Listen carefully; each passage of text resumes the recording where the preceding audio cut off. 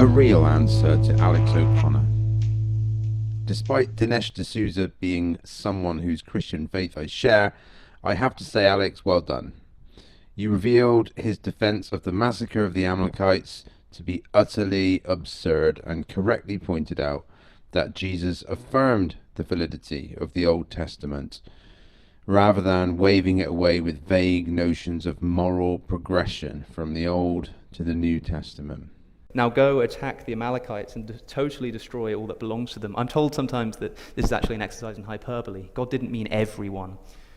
It continues, do not spare them, put to death men and women, children and infants, cattle and sheep, camels and donkeys. And if you think that this is hyperbole, consider what happens when Saul does conduct the destruction of the Amalekites as ordered and decides to leave alive the king as well as some of the best of the livestock. He leaves them alive. For this small act of mercy, God responds by saying to the prophet Samuel, I regret that I have made Saul king because he's turned away from me and has not carried out my instructions.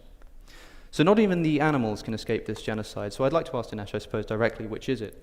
Is this a morally corrupt series of events, or do I have to dispel with my moral intuition that genocide, including of innocent children, is a bad thing? Let's talk about the moral sense, since you raised it, and we'll just talk about it briefly. I want to make sure we've got time for Q&A, but look, I can reread the text if you like. The Amalekites... Well, let's not talk about the Amalekites, in part because here's the problem. For most Christians, the Old Testament is different than the New and is seen through the light of the New. So but I'm God, not. If you want to go to, Dennis Prager, who has written about this from a Jewish perspective, has written about the Deuteronomy, the Book of Kings, the Amalekites. Sure, we can bring him out what he considers later, to be the justifiable massacre of the Canaanites. I don't really want to go there because. Well, I know why you don't want to go there. Well, the reason I don't want to go there, the Old Testament is full of horrific massacres. Yes, and that is hold on. Massacres which are ordained. Massacres which appear to be ordained by Yahweh directly. Sure. Agreed. And why are you saying Yahweh instead of God? Why are you trying to distance yourself from the God of the Old Testament? Well, I'm not trying to distance myself. I'm simply trying to say that any reader... So why is that the first time you've used the word Yahweh in this conversation? I'll tell you why. Because there is a movement within the Bible itself that you are completely missing. Do not think that I have come to abolish the law or the prophets. I have not come to abolish them, but to fulfill them. For truly I tell you, until heaven and earth disappear, not the smallest letter, not the least stroke of a pen, will by any means disappear from the law until everything is accomplished. Therefore, anyone who sets aside one of the least of these commands and teaches accordingly will be called least in the kingdom of heaven, but whoever practices and teaches these commands will be called great in the kingdom of heaven. I stand with Jesus in upholding every word and every letter of the Old Testament, even though this leaves some difficult moral quandaries, such as the justification for God's command to utterly destroy the Canaanite tribes who lived in the land of Israel at the time of the conquest, which continued with the survival of some Amalekites at least as late as the time of Saul. I have wrestled with this command for many years, and I would like to offer a suggested justification for the genocide. And yes, I'm happy to call it a genocide, because it was a deliberate destruction of an entire people group. This was not the biggest genocide at God's hand in the Bible, though it pales in comparison to the earlier genocide of all life on earth except Noah and his family. The justification I will offer not only explains God's reasons for the genocide of the Amalekites, but also the genocide of the Great Flood. This justification rests on the realization that both the people destroyed in the Great Flood and the tribes who later occupied the land of Canaan were actually not fully human. They were, in fact, hybrid beings called the Nephilim. The Nephilim are described in the Bible as being renowned heroes of gigantic stature and are often identified with the gods of pagan nations such as the Titans. According to Genesis 6, these abnormally tall beings were the offspring of rebellious angels who came to the earth and impregnated human women. The Nephilim were on the earth in those days and also afterward. when the sons of God went in to the daughters of humans and had children by them. They were the heroes of old, men of renown. The Lord saw how great the wickedness of the human race had become on the earth, and that every inclination of the thoughts of the human heart was only evil all the time. The Lord regretted that he had made human beings on the earth, and his heart was troubled. So the Lord said, I will wipe from the face of the earth the human race I have created. The New Testament tells us that the atoning death of Christ was for all mankind, but not for the fallen angels.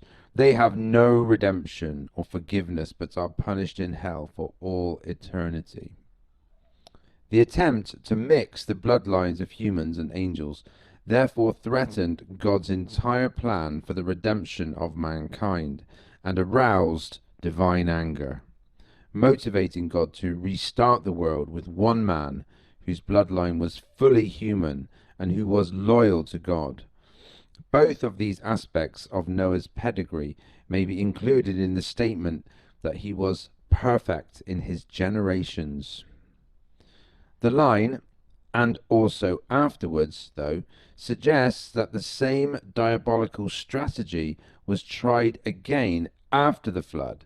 And indeed, we find later in the Torah that the Nephilim are back, and this time living in the very place that God intended to unfold his plan of building the nation of Israel and sending his Messiah to redeem the world. The book of Numbers reveals that before the conquest of Canaan, spies were sent into Israel and asked to report back on what they had seen. They said, We went into the land which you sent us, and it does flow with milk and honey. Here is its fruit. But the people who live there are powerful, and the cities are fortified and very large. We even saw the descendants of Anak there. The Amalekites live in the Negev. The Hittites, Jebusites, and Amorites live in the hill country.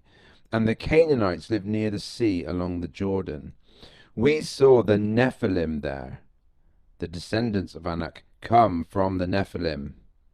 We seemed like grasshoppers in our own eyes, and we looked the same to them. Clearly then, many of the inhabitants of Canaan were Nephilim, and this included the Amalekites, as well as the Hittites, Jebusites, and Amorites. God once again sought to annihilate them, so that the Nephilim bloodlines would not spread through the whole world and nullify his plan of redemption. This time, though, rather than destroying all mankind, he planned a more surgical strike and commanded his own people, Israel, who he later called his battle axe, to massacre these hybrid giants, to end their bloodline through complete annihilation. Joshua's speech in Deuteronomy, which sets the scene for the conquest, also refers to their great height and strength. Hear, O Israel, you are now about to cross the Jordan to go in and dispossess nations greater and stronger than you, with large cities that have walls up to the sky. The people are strong and tall. Anakites, you know about them and have heard it said, who can stand against the Anakites? But be assured today that the Lord your God is the one who goes across ahead of you like a devouring fire. He will destroy them. He will subdue them before you, and you will drive them out and annihilate them. This command to completely annihilate, which in Hebrew is called the harem, was therefore not directed at the humans who are living in the land, but only toward the Nephilim. According to the biblical scholar Michael Heiser, its meaning is not that all the inhabitants of the land are to be put under harem, because everyone is a giant. Its meaning is that wherever they are found, the bloodlines of the giant clans, the descendants of the Nephilim, are to be eradicated. Although many purely human Canaanites died during the conquest, these may have been collateral damage. The Bible says that God hardened the hearts of some Canaanites, but not others. It is therefore possible that this hardening of hearts could have been God surgically distinguishing giant bloodlines from purely human ones, sending hybrids to annihilation at Israel's hand, whilst allowing humans such as Rahab and the Gibeonites to be spared. The whole conquest, which included many individual battles, is summarized in Joshua chapter 11, and again refers to the Anakim giants and reveals that a few were left alive in Gath. At that time Joshua came and cut off the Anakim from the mountains, from Hebron, from Debir, and from Anab, from all the mountains of Judah, and from all the mountains of Israel. Joshua utterly destroyed them with their cities. None of the Anakim were left in the land of the children of Israel. They remained only in Gaza, in Gath, and in Ashdod. This last detail is significant, since it shines a light on the later account of the giant Goliath of Gath, who mocks Israel and God before being slain by King David. Whilst many post-Enlightenment biblical scholars dismiss this kind of explanation due to its reliance on supernatural beings, such beings are an integral part of the biblical worldview. The Bible is crystal clear that angelic beings exist and produced hybrid offspring with human women, both before and after the flood. There is therefore no need to reject either of these biblical genocides as immoral, as Dinesh Desouza does, or even to appeal to the salvation of the murdered infants, as William Lane Craig does. Rather, both genocides can be adequately explained as necessary actions by a loving God to preserve humans as a distinct species, and his plan to redeem them through Christ. As Michael Heiser puts it, the rationale for harem, annihilation, was the specific elimination of the descendants of the Nephilim. This is Dan Stone for Rational Creationist. Don't forget to subscribe and please see my website swallowingthemirthpill.com for more information.